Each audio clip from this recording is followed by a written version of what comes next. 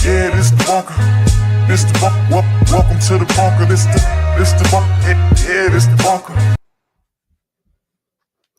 Good people, what's up? Let's go. Listen, happy Monday. I'm super excited, flat out excited to be here. We got a special week this week, man. We're in the Breakthrough Bunker. You know, we don't run from the storm. We learn to dance in it. I'm your host, Murph, a.k.a. Mr. Motivation. Every guest on the stage has turned pain into purpose, broken dreams into blueprints for success. Today's guest, Mr. Q Saunders, is in the building virtually. We coming in hot, y'all. Listen, so why are we excited about this week? So tomorrow, for those that don't know, maybe under a rock, is Veterans Day. Salute to all our veterans. Thank you for your service. TikTok, what up? Neil, what up? Shouts out to you, Army Pride. But we kicking it off this week. We got this a Marine dope dude. Flat out excited to share his story. I am for him to share his story with you and hope that you get something from it. You know what I'm saying? Blueprint to help you sidestep some things, build on some other things. Quick teaser.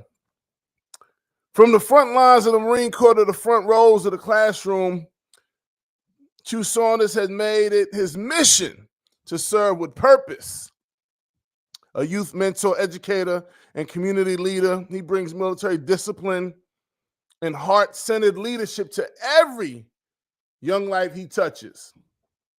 In this episode, we explore how structure, empathy, and belief can build the leaders of tomorrow, starting with the youth of today.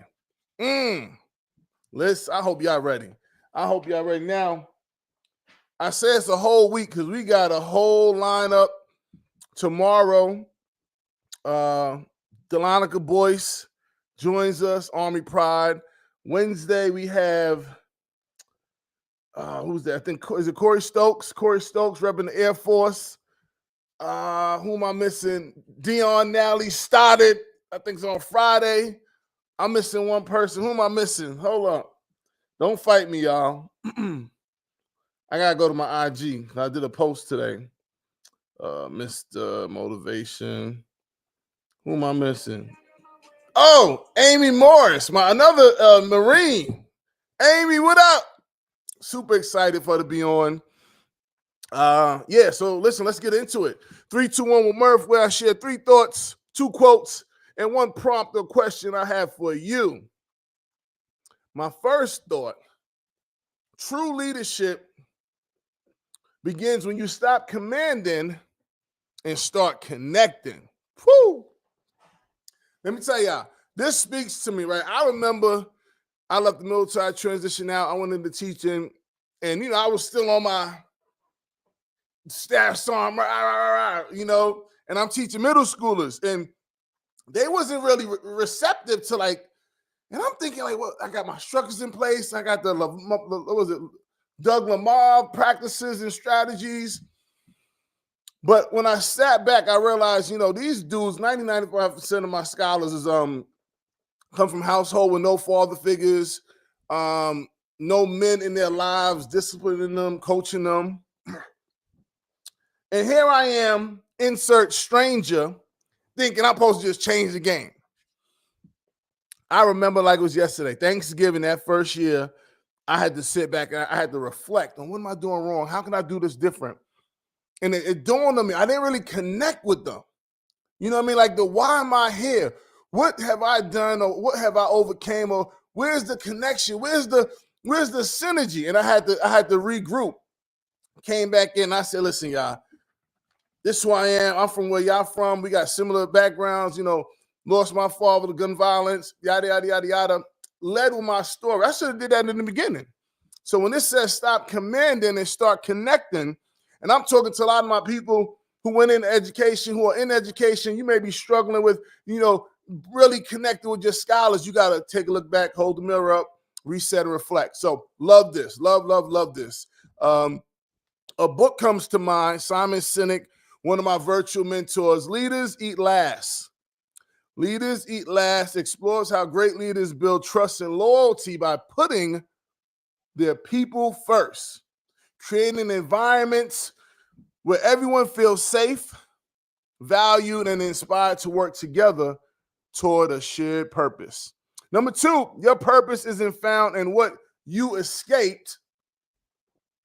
It is revealed in what you return to serve. And what you return to serve. And this whole week's gonna be grounded in this, man. My life, if you look at my resume, all my experiences, lived experiences, grounded in service. And I hope that the common thread after we get through this week and you hear these stories of these dope dude and dudettes, you understand how important it is to serve, how important it is to give back, how important it is to lead with giving. Number 3, healing happens when service meets self-awareness. Woo! He said healing happens when service meets self-awareness. I like that. A book that comes to mind, I talk about her a lot. She was the one who helped me kind of really understand and embrace vulnerability. But Daring Greatly sits on my shelf. Brene Brown, tap into that, y'all. Love that for you. I love that for you. 2 quotes. Service doesn't end when the uniform comes off. It just takes a different form. I like this quote. I said something similar. I was quoted something similar to this when I was invited to the White House, and they had me talk about some things. So I like this a lot. Oftentimes we think, for a lot of people, when they leave the military, it's like, we got a Marine on today, so we'll say Marine. A Marine leaves, I'm a Marine. And then they leave the military and they're in the civilian sector, and it's like the loss of the identity because it was so connected to being in service. But at the end of the day, and I hope, Q can speak to that today, you are individual. Yes, you serve. You will always be that Marine, that soldier, that airman, but this is you, your new chapter. You can serve in a different capacity. 2, every young person you pour into becomes proof that your struggle had a purpose. Whew. Listen, I feel this, and shout out to my some of my scholars, man, that I taught in middle school, still rock with me to this day. And I think this quote really touches me and speaks to me. I had Ryan Thompson. Ryan, what up? Ryan called me about 2-3 years ago. He's like, yo, Mr. Murph, I used to think you was a crazy old man, but now I'm teaching. I'm in summer school, and I'm saying all the things you used to say to us. And it's like, damn, I know. I've been trying to told you. You know what I'm saying? So teachers, keep pouring into them, even if they push them back, giving you flexes and fits. They gonna get it. All right. So keep doing what you do. One action prompt for you, listeners and viewers. What's one story you've been afraid to tell, even to yourself, that deserves your truth and tenderness today? What's one story you have been afraid to tell, even to yourself, that deserves your truth and tenderness today? Talk about it. Let's talk about it. Let's get into it. I want to do a full intro, profound intro, my guy Q. I got to do him justice. You know what I'm saying? I got to do him justice. Let me sip my water. Our guest tonight knows what it means to serve, not just in uniform, but in purpose. Q Saunders is a U.S. Marine Corps veteran whose mission didn't end when his service did. He took the lessons of structure, discipline, and perseverance and brought them to classrooms, after-school programs, and community centers anywhere young people needed to be seen, supported, and shaped. From raising graduation rates in alternative schools to building safe spaces for youth across Atlanta, Q has always been a steady hand in the lives of those who needed structure and someone who believed in them. His leadership is quiet but powerful, rooted in empathy, forged by adversity, and focused on lifting others up. He's not just teaching kids how to succeed, he's showing them how to stand tall, stay disciplined, and grow with character. Please, good people watching and listening, help me welcome to the Breakthrough Bunker, Wake the Beast, Monday. Hello, mentor, marine, and master builder of the next generation. Q, what up? What's going on, Murph? You got me ready to go for 55. With that. Brother, super excited, super excited. I mean, we got some stuff to cover, man. Before we dive in, hey, Q, tell the people how you know Murph, man. How you know each other? Wow, man. So years back, maybe about, man, it's been about 10, 11 years now. I thought was a Teach for America. Uh-huh. We got connected as mentors. And one thing I realized about you, as soon as I picked up the phone, I said, this guy's going to keep it real the whole time, especially when you found out that I was a veteran also. Mm. Even though I didn't choose to take that route, you talked me into making a very important decision, which me and my family packed up and we moved to Portland, Oregon for a couple of years. And I ran a Boys and Girls Club out there, which was one of the experiences of my life because pretty much I was out on the front lines again. And it was a wonderful experience. I got to do a lot of great things.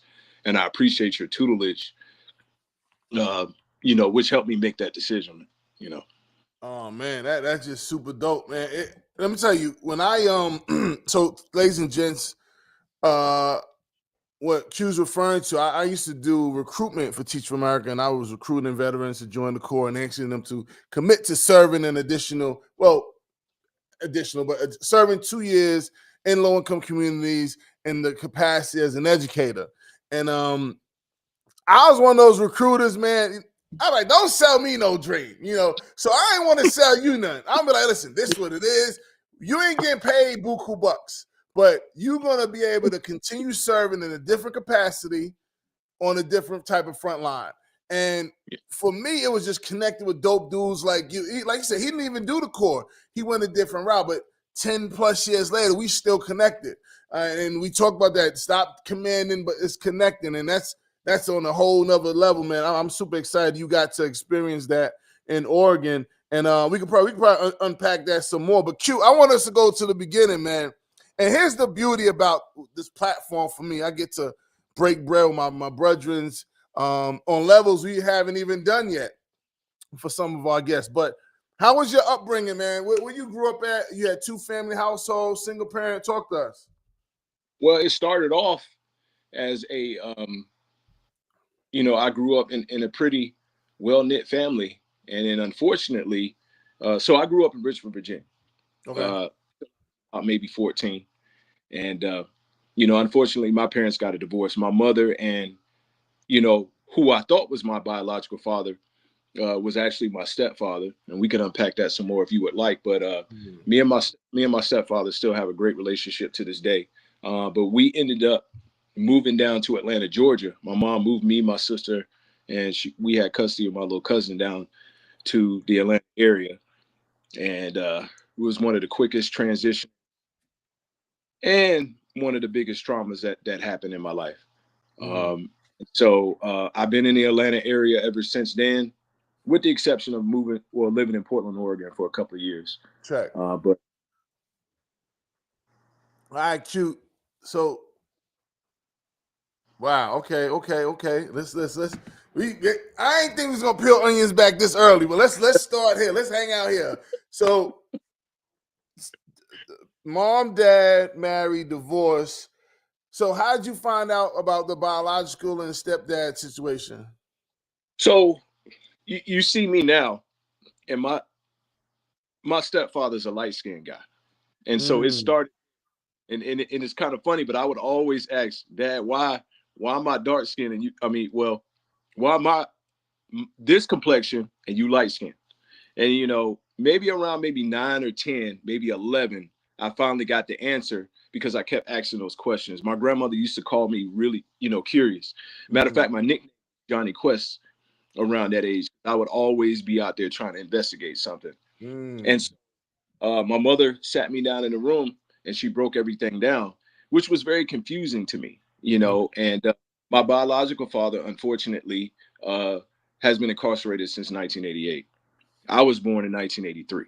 I was told that he was incarcerated before I was born. So you can imagine with me digging, some of the things that I found out, and it was kind of traumatic, some of the things I found out, because that wasn't the story that was originally given to me. And so, by the grace of God, I do have a relationship with my biological father. We are able to write and communicate and talk on the phone every now. He's Wow. still, that's something that I'm working on. And I still have a relationship with my stepfather. Unfortunately, and that's something that I'm working on right now, the relationship with me and my mother took a hit because of that. And, I love my mother, but, she has had her challenges with the traumas that she had growing up.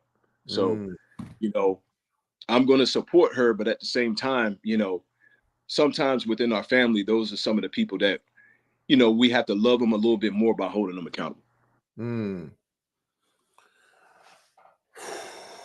Wow. Okay. Several questions come to mind. So recognizing you said 9, you got told this, took a hit with your moms. Did that impact like you having trust issues as you grew up? Well, yeah, especially after the divorce, because, sometimes there's a deep dive in the psychology of what happens to the adults once they divorce. Why we were moved from an environment with all our family to an environment where we know no one. And so I was fine in Virginia, but once the divorce happened and we moved, then it was okay, it's me by myself without the rest of my family. And it's just me, my mother, my sister, and my cousin. So we had to start over again. And, it wasn't necessarily everything that happened between me and my mom, but it's a whole new environment. A divorce just happened. I found out everything about my father, a man that who I thought was my father that I had a really close relationship with. Now, like, he's in Virginia. Now we're in Georgia. And, I had finished up maybe 2 weeks at 8th grade after, no, we got here maybe January of 97. So I only had a half of a school year before I ended in high school, which I had a whole new group of friends. I had to get an environment. There was no more snow, but humid as I don't know what, different accents, and so for me, stepping into a new environment, matter of fact, they thought I was from your neck of the woods. I had to keep telling them, like, no, I'm from Virginia. I'm just as country as you are. They could, no, you sound like one of those Yankees, Right. so, but man, it's like I had to go into survival mode. Plus, I'm the only guy in the house. So, I'm really the only one looking out for me who understands everything that I'm going through. And I'm growing into a man at the same time. So it was interesting, but I had to force myself to persevere. And man, I had to grow up really, really quick. It was no choice into me taking my time and develop in certain ways. It was like, okay, I have to learn this trait. I have to survive in this way, and I have to keep it. So Q, with your whole situation, with this dynamic with your parents, how did this impact, or did it, you going into fatherhood? Did you not want to become a father, or how did that play out? Oh, I definitely wanted to become a father. I thought I was going to at least have a boy, but I have 3 daughters, and so yeah, girl, dad, yeah, 3, praying for you, 3, brother. 3. Try it again, it'll probably be another girl. So, yeah. So man, it really, really drove me to really want to become a father, and I really enjoy accepting everything that comes with it. But where I kind of had some setbacks is that I had to learn on the go, because when the divorce happens, that really cuts down the timeline of you spending time with your family. That really cut out two-parent household. That cut out Mm-hmm. growing up with a father during puberty. And so I realized that, you know, I had to reach and get different resources and depend on a lot of people that, you know, weren't the people that raised me, you know, to um, fill my repertoire, for lack of a better term, of daddy skills, you know. And Mm. so, but man, I wouldn't change it for the world, because we love to fight hard for our kids. Check. Um, it was just it was just awkward failing in front of them because I was so insecure. But now it's like, okay, I'm a fail in front of them. All they're concerned about is, Daddy, are you going to stay here with us? So, So Q, when you say fail in front of them, what was you got? Like, what examples you got? man, like, man, at first it was really awkward disciplining them, you know. Um, and I had to learn and understand that, you know, most of the time when we discipline them or hand down a you know, a punishment or a reprimand, a lot of times we got to take our emotions out of it. You know, after the divorce, it was a lot of disciplining with emotions, and Mm. led to some of the things that led to my traumas. Mm-hmm. Now, you know, it literally is a village that raises an individual, Mm. and so I'm dependent on that village. But at first, it was more like, I really don't feel comfortable sharing this situation. But when you finally do, and I'm sure you do with your closest brothers or sisters, I had this situation with one of my children. Next thing you know, everybody else's hand raises up and says, I had the same exact situation. I'm like, Mm. oh, I'm not alone in this. So, Mm. but that's one of the main things that I've learned. Wow. What advice, if any, would you give a new dad or recently became a dad for my dudes? Well, first, enjoy every moment. A lot of Mm. times, it's what I realize, the general consensus of getting information from a lot of new fathers is that they're so worried about, you know, crossing their T's and dotting their I's. And that's Mm-hmm. important. Mm-hmm. Enjoy every moment, because I remember when my first bringing my first daughter home, and, you know, she's a junior in high school, you know, and, you know, that's a big thing. And then also, you know, unfortunately, you know, we grow up at different paces. Mm-hmm. And the biggest thing is that a lot of times, and we all know who should be in our circle and who should not be in our circle. I heard one guy where we went to, I can't remember where we were, but a speaker said, show me who your friends are, and I'll show you who your kids are in 20 years. Mm. So, people who you should not be around. If you got bad influences, if you got people that you doing dirt with, more than likely your kids will turn out to be those people, because they do what you do. They don't do exactly what you do. Mm. Bro, listen. Facts. I back that because you know my kids they watching. They're like, Daddy, you said this, but this isn't. Touche, you little grasshopper. at, at Listen, all. they keep you accountable, boy. I be tired of They them do. joking sometimes, but they They you. do. You know what I mean? They a spitting image of you. Dope. Hey, so thank you for sharing, Q. Actually, I want to go somewhere. I actually want to stay here. Q, do you have I know you talk about trauma a couple times. Have you explored was it therapy? You tapped into therapy? So I know we're going to eventually get into this, but that's one of the reasons why during COVID I had to take a step back.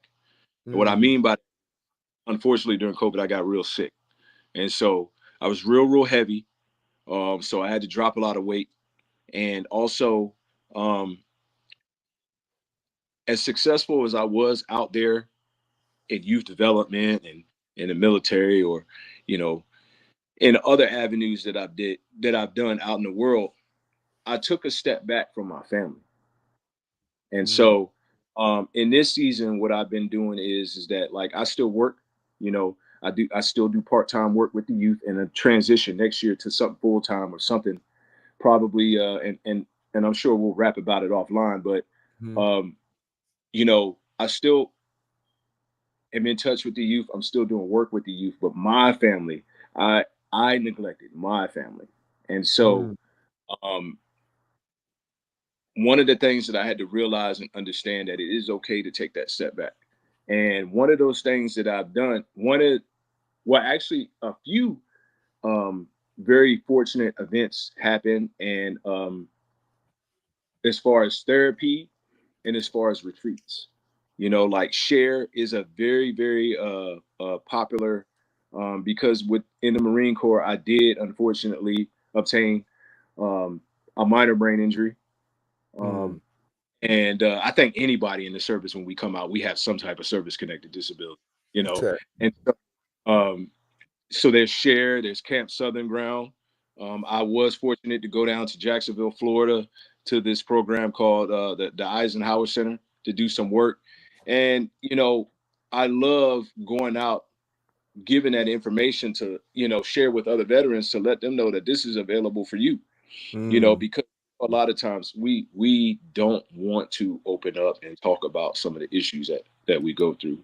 And, when I was in Iraq, I had a very important job, but it wasn't an easy job.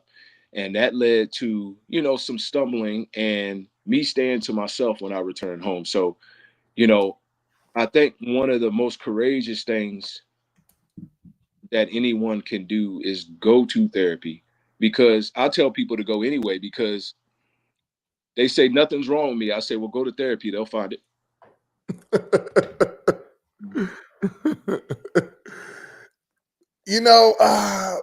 I feel you. And because I've thought about I'm probably the average dude where it's like, I mean, what's the therapist gonna tell me? You know what I'm saying? And I remember my one homegirl, I interviewed her. She said, Murph, you gotta go to therapy. So I said, all right, send me a site. And she sent me a site. I've said this before on another show, but it's like 1,000 different type of therapists and the topics. And that's like, I don't think I need it. And I don't even know which one of these to pick. So how did you select your therapist, and like, how did that come about? What was your strategy? Well, fortunately, like I mentioned before, it's who you keep in your circle. And you got good people in your circle, they're gonna recognize you when you're off center. As you when hey, you're not smiling. We haven't heard from you in a couple of days. You ain't eating. What's going on? And so conversations start from there. People that are close to you, you're gonna open up, and from there. I remember I was sitting down about to volunteer from if you guys are familiar with organization called the Travis Manion Foundation, and it's basically a foundation that does activities with the youth in the inner cities, and just similar to a lot of the other organizations that do the same thing. And I'm sitting in the orientation and he's talking, and I just bust out crying because most of the stuff that he's talking about is stuff that I went through. And I haven't processed this. I'm still feeling a certain type of way.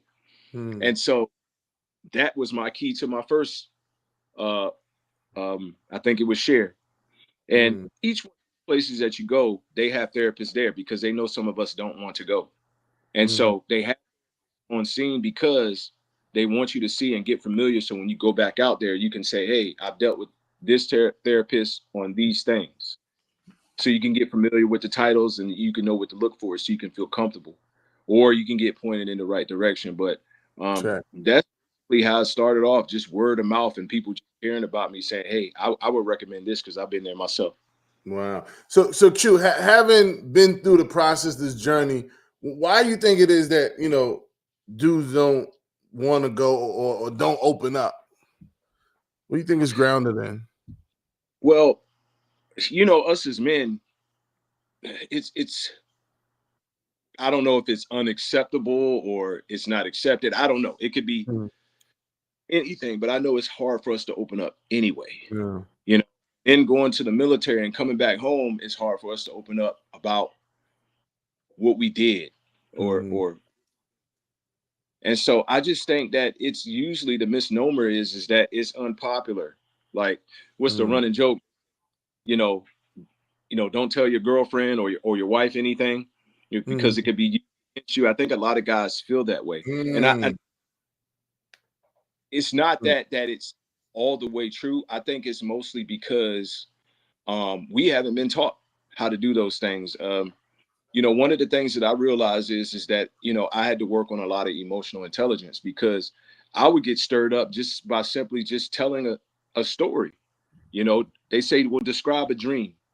And I'll try to describe the dream, and I'm all broke down because, I'm getting emotional, not necessarily angry. It's just that I am so uncomfortable for sharing the story, and at the same time, my feelings that are occurring while I'm sharing the story. So I think it has a lot to do with emotional intelligence. And when I say that, that's not to say that we are not emotionally intelligent. It's just a lot of times, different environments, we're not taught what to do in those environments. And we have to understand, we just can't, when you open up and share with the wrong person and it's used against you, oh man, that could hurt you, and that could put you at a situation where you're not going to talk to somebody about that for a very long time. That's so real. Even for me growing up back in the day, like if you say something to a homie and then y'all fall out and then they use it and then it's like a joke now in the streets, oh buddy, who you talking to about anything again? You know what I mean? Yeah. So yeah, it's wild. And then female, it's so crazy. I remember even like females will clown you, if a dude start opening up and it's like, this is just soft dude, beat it, Yes. And that's what I know for me. I grew up in that. That was like the norm. And now you fast forward 10, 15 plus years later, it's like, share your feelings. I'm like, I remember when, but I appreciate you sharing that. I want to transition. Today's a special day, not because we're on it that is, but it's the Army, not Army, the Marine Corps birthday. Marine Corps, happy birthday to the Marine Corps. Hoorah. Hoorah, right? Simplify. Why did you choose the Marines and why did you go in the military? So I was in Air Force ROTC in high school, and I thought I was going to the Air Force. Part of the pain in my butt was taking that ASVAB, and my Air Force recruiter, she believed in me a little bit more, and she wanted me to take the ASVAB again so I could get a higher score, so I could get a different job. And that's what I had doing. But I was so ready to go. And so, I knew a friend of mine, his stepfather was a Marine.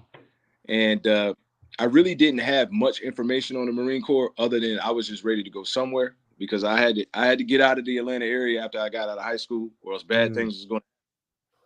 And so, I guess it was the sense of urgency, and they were always there. And with me doing my research, I just felt like the Marine Corps was best for me, with no other explanation other than I am lacking in these areas. I'm lacking in confidence, male figures. And I'm not saying all the other branches of service didn't have that, because I've seen that. Yeah. But during that time, that's what the Marine Corps presented me. I was a big procrastinator. And, I just wanted to learn how to become an adult the quickest way possible.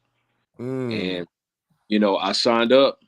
The next thing you know, I said, get me out of here. And they got me out of here. That's exactly what they did.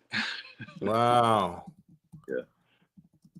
So how did you choose the job? So wait, let's back up. How many years you spent in the Marines? I think so. I went in 2001 right after high school. I actually qualified on the rifle range 9/11.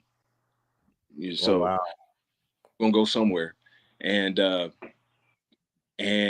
I got my honorable medical discharge. I think it was January of 07 or 06. Okay. 14 in front of me, but it was about 5 or 6 years before my medical retirement. Copy. Now what was your we call it MOS? What was your job in the Marine Corps? Man, I was one of those guys that listened to my recruiters and they say, take any job and you could change it while you're in.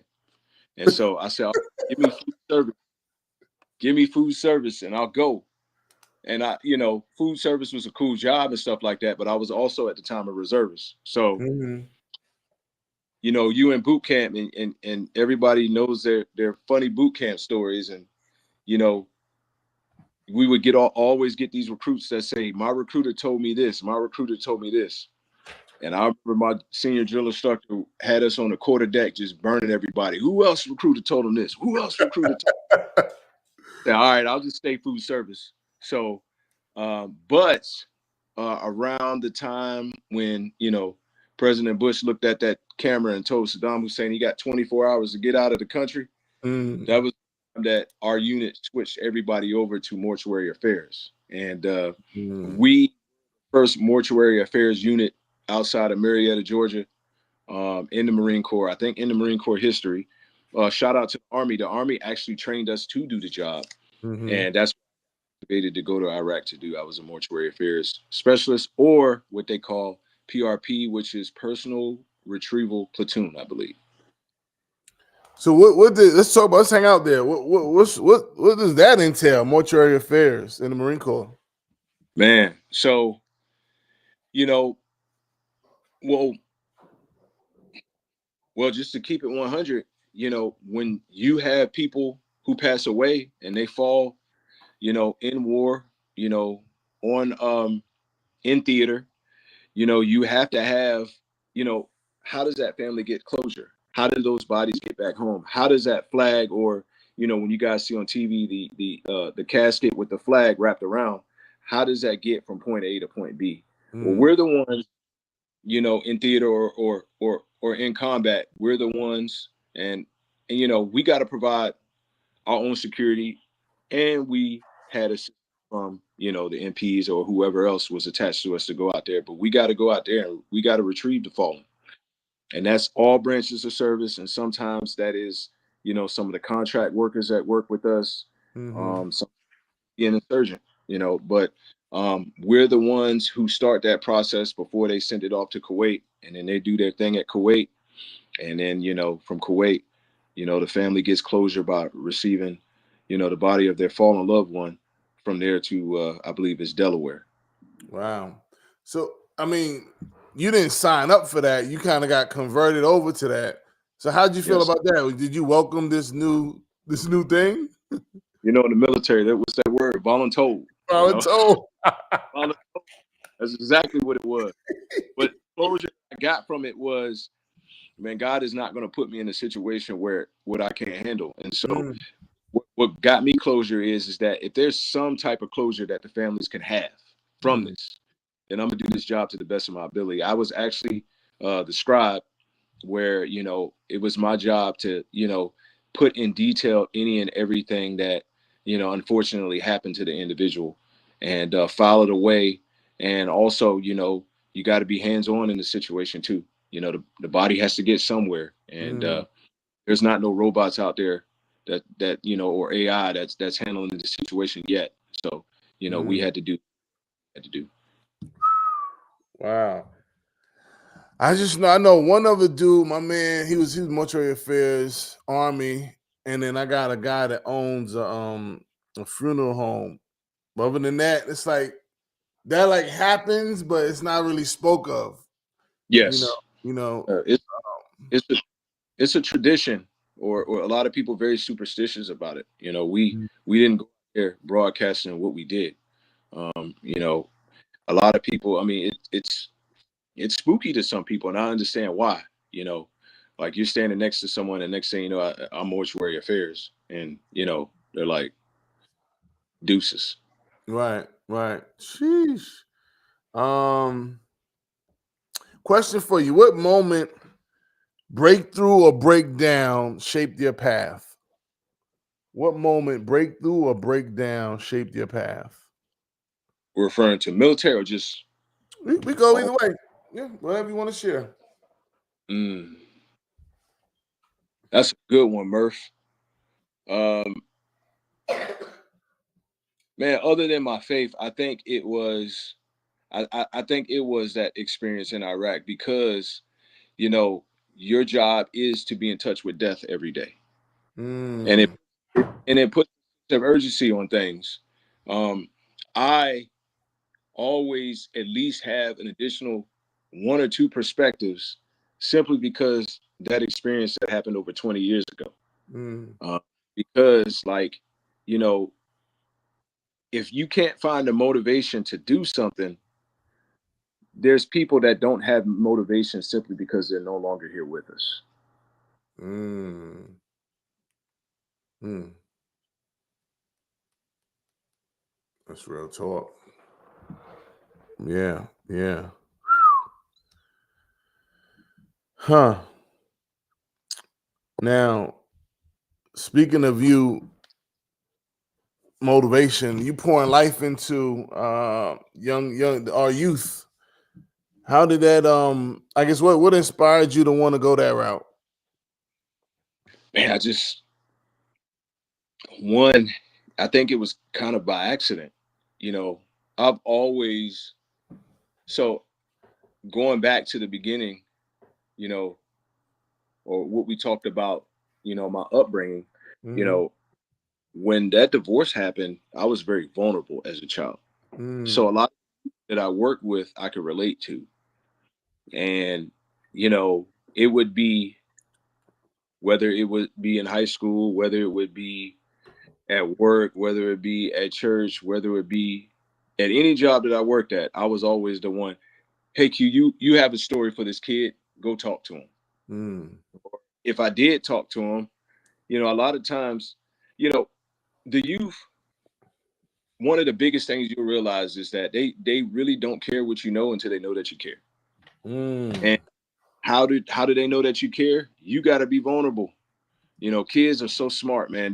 They know any and everything that's going on. I'm sure you knew as a teacher, you'd be like, you would probably come into a situation where they would find something out about you, and you'd be like, how did you get that information? How do you, like, they are the best detectives. And so why not give them a piece of yourself? And once I started relating to them, it was more like, how an engineer says, I knew that I wanted to be an engineer when I Right. broke this down or whatever. I knew I wanted to work with the, I just felt like I couldn't let any child walk out of the door without at least letting them know that they're important, Mm. know that I want to listen to them, or letting them know that I'm going to be back here tomorrow when you come back. Mm. And that's important, right? Knowing that you'll be back, that constant person in there. Because for some of them, you might be the only thing that's consistent. Yes. You know what I'm saying? And I found that out a lot, especially in middle school, and they want the discipline, they want the structure, no matter how much they push back. Yeah. Wow. Hey, Q, you had any role models growing up? Who was your role models? My uncles were some good role models. Mm. Uh, you know, unfortunately, they got older, they got their families, they went through some things. But my uncle, man, they grew up during the boom bap era. I know you know what I'm talking about. So it Mm. was, I'm big into a lot of the things that I listen to because of them and the nostalgia that comes with it. They were some important role models. My ROTC instructors in high school, they were some strong role models because, even though it came from an unlikely source, but they had Mm. to be some uncles. They had to put on the father hat. They had to put on whatever hat they had to put on to get me to graduate high school. Mm. And, a lot of my role models I end up losing after the divorce, but along the way, especially, there was a couple of guys within the military, and my grandfather is a really, really good role model to me. Mm.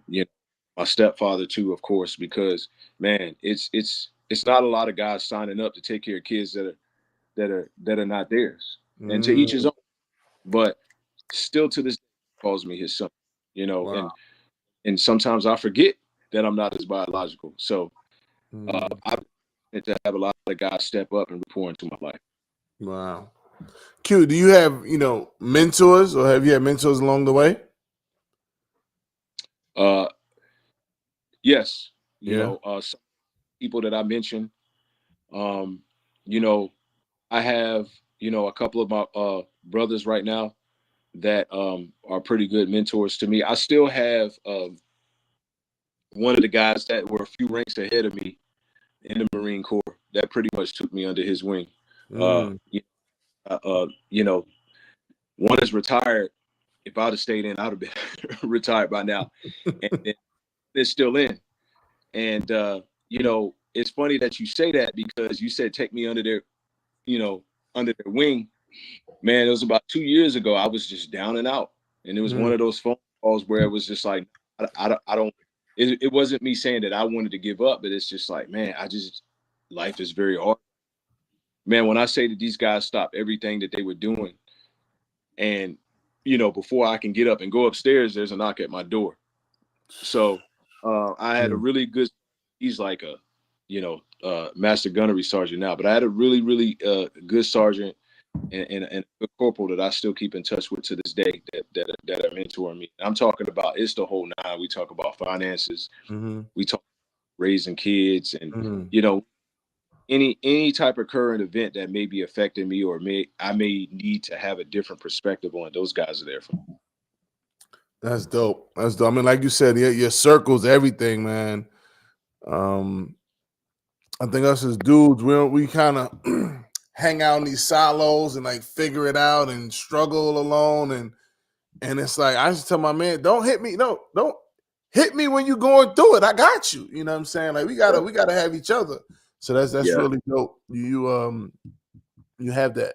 So question from the Marines to mentoring, both worlds demand discipline and heart. But what personal battle did you have to overcome to become the kind of leader others could trust and follow? That's a great question. The first thing that comes to mind is that I struggle with being in the room because I didn't think I belonged because of testimony. And what I didn't realize is my testimony is what is going to keep me in the room. You know, that's the main thing, you know, and when you grow up without a father, or, you know, at the time that you really need them, especially growing up in my teenage years, I struggled a lot with confidence and being insecure. And, you know, I fight through that every now and then, but, you know, what I enjoy about it is it's still building my character. You know, but I think that was the main struggle that I had, not believing that I belonged in the room, and I'm still growing from insecurity and, you know, I forget what the other word I mentioned, but, you know, still growing through insecurity and just, you know, I still am working on myself. But the difference now is that I'm not afraid to do so. What's something that failure has taught you that success couldn't? Well, if you fail, you're still alive. But failure gives you all the meat and potatoes, the details. Because, you know, say for example, a lot of times you hear athletes say, in high school, I never lost. In college, I never lost. I think it was Cooper Flagg, the rookie with the Dallas Mavericks, who just said that recently. Like, man, I've never lost this much before in my life, you know. But, you know, that's what forces winners, you know, teaches you the game plan. That's how you know who to recruit in your corner. But I think that's what failure does, because if you're always winning, how do you know how to work on yourself? That's real. Huh.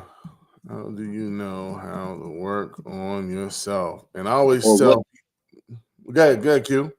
No, I was going to say, or what to work on. You know, we winning all the time, really, the most consistent thing about winning all the time is, you know, it could lead you in a very, or to have very conceited attitude. You know, and I think constantly, like, you know, even we act sometimes like, man, why do these people pick certain jobs? Why do these people pick certain routes? You know, some of our favorite athletes, we love them so much because of their work ethic. That's what built builds us as men. Like I have this this band on my wrist right now. If you can see it, it says "Do Hard Things." Mm. That's uh, a ministry that I volunteer with called Kids Outdoor Zone, and we tell the boys all the time, like, do the hard things. That's what's going to character. That's going to help you in life. That's going to give you all your survival skills, and that's going to teach you how to be in love with yourself and take care of yourself. Mm.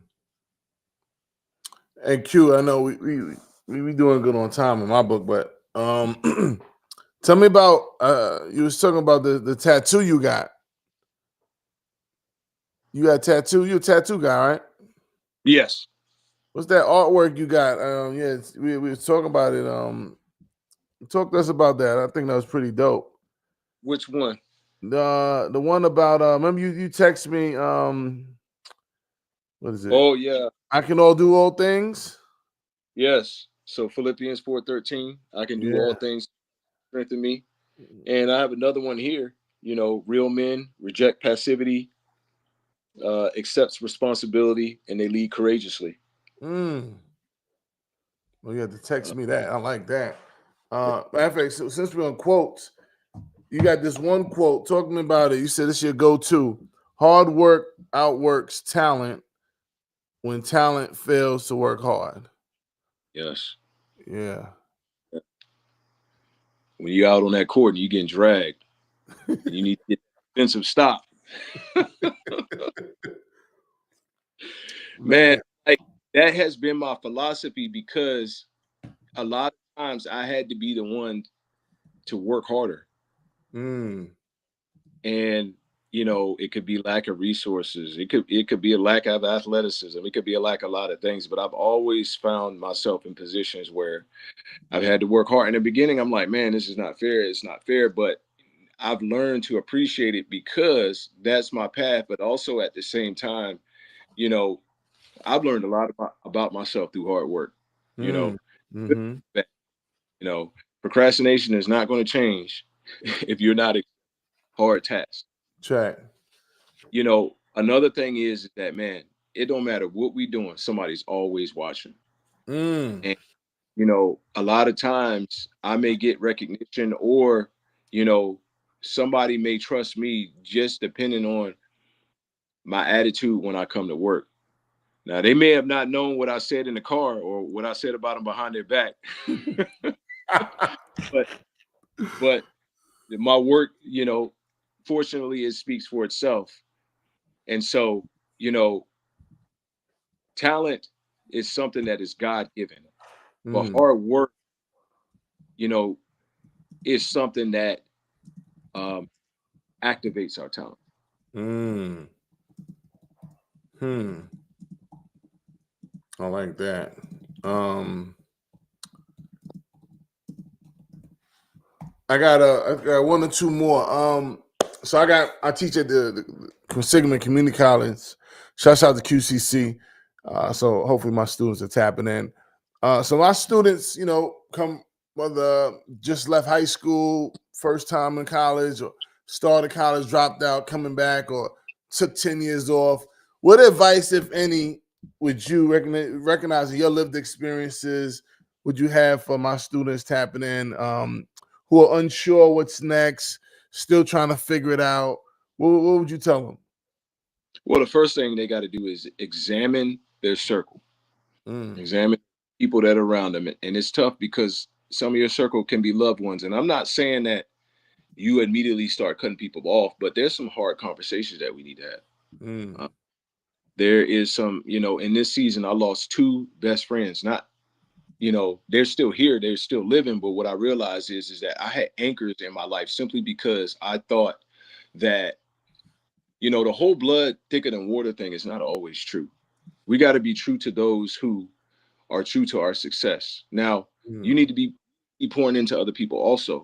But that's the first thing. You got to examine your circle. If you got some dead weight, you got to let it go. Because a lot of, especially getting out of college, a lot of stumbles.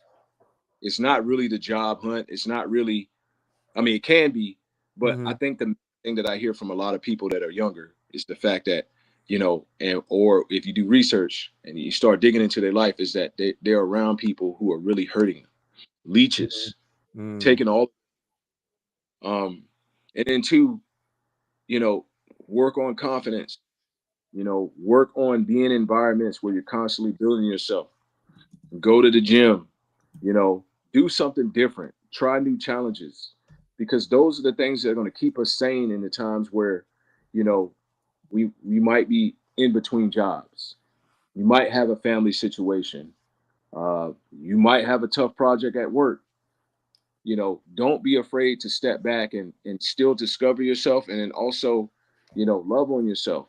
I mean, I know it sounds cliche and it may sound corny to some, but man, taking care of yourself is a lost art in these days. Man, powerful, powerful. You sound like me. I tell them, toxicity gotta go. You gotta conduct a friend and family audit. And I don't care, boo boo Kiki. I know you. I was shooting in the gym. You ain't adding value. You gotta go. And exactly, it's hard, right? Because you're like, damn, but I know them all. But it's dead weight. Sound advice, Q. Hey, we're gonna continue to tap in. I'm working on this next year. I'm gonna start this a men's mentorship program per se. Definitely would love to have you tap in with me. But yeah, man, let's keep building, Q. You got great things coming ahead, and anyway I could be of service, I'm here for you. All right. Appreciate you, Murph. Yeah. You got any last words for the people? The floor is yours, brother. Man, love y'all. God bless y'all. Continue to go out there. Everybody that's listening and that's involved with what you do, continue to go out there and do great things. Awesome. Hey, Q, appreciate you, man. I'll shoot you a text once I get off, and then we'll go from there. Gotcha. All right, double salute, my man. Shouts out to my Army guy. Not Army. I'm so Army. It's like ingrained. He's a Marine.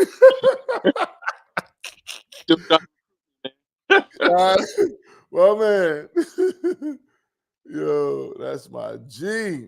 Oh man, good people. That was dope. Woo! I hope y'all got some of it out of it, because I got a lot of nuggets. I dropped a lot of nuggets in the chat. Tap into the chat. Oh wait, hold up. I gotta shout out. I will do a few shout outs. Let's go here with it. Hold on. I want to shout out. Hold on, let me take this banner off. Shouts out to Q. My ticker. There we go. Boom. Right there. Listen, early happy Veterans Day to all my vets, all branches. We all up under the same umbrella. Man, I'm super excited to just keep this conversations going. Q, brother, man, I had so much. We need probably 2 hours. I might have to make this a little longer. But shouts out to you. Shouts out to my girl. I was just texting with her, Dr. Natalie Nicole, Role Model Academy. Go tap in. Who else? And our guest tomorrow. Please tap in, man. I'm just super excited. But I'm about to close this thing out, though. Listen, that's a wrap, good people. If this spoke to your heart, share it forward. Take a moment to reflect on today's 3, 2, 1. And remember your action item. Take one bold step forward. You hear that, TikTok? Take one bold step forward. Let's stay connected. Let's keep building. Follow me everywhere. My speaker page on Instagram. Mr. MISTER Motivation. The O's are zeros for zero excuses. TikTok, Mr. Motivation, same thing. For those that want the music, motivation music, baby, I want you to follow me on IG, Mr. Motivation Music, MISTER Motivation Music, all one word. And on TikTok, Mr. MR Motivation World. All right. Please do remember, grab your copy of Unbreakable Valor, Triumph Through the Soul of Resilience. Tap the link. men's mentorship program is coming. 2026. I ain't gonna tell you the month. We still working some things out. Shouts out to my team working tirelessly to get that off the ground. I'm really excited to help my brothers. The same thing, like my man Q is talking about. Men that's lacking clarity, lacking confidence, lacking consistency, struggling procrastination. We got you. Remember, it's about the lifestyle change, right? It's no quick fix. You have to commit to change. Remember the 4 C's. You got to commit to get started. You got to be committed, not interested. You got to be consistent. And you got to complete whatever you started, right? Love it. So be on the lookout for that. We'll drop a commercial pretty soon. But your breakthrough is all about those that stuck, stalling, or starting over. And we're going to help you, get right. Subscribe to the Breakthrough Bunker newsletter. It should have dropped today. I was on the road, so I didn't look at my email, but it is in your inboxes. And remember my saying, nothing changes if nothing changes. And you see that 8 ball on the bottom. Listen, small bottle, massive impact. Meet 8 ball energy. Energy in its boldest form. Oh, yeah, that's the bong.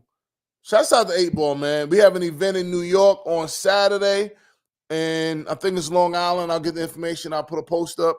But go tap in the 8 ball on IG and tap in. It's all natural. We got the coffee flavor. This joint is popping, sugar-free. You're welcome. All right, good people. Listen, that's a wrap. And as always, do remember, I know what it is. It's all about. I put it on my hood grown, NY, Brownsville, Bed-Stuy. I done came from the lowest low, still walk with my head high. All my life, I've been through it. Made it out, and I'm getting to it. Can't tell me I didn't do it. No passing L's, we skipping clubs, no taking L's.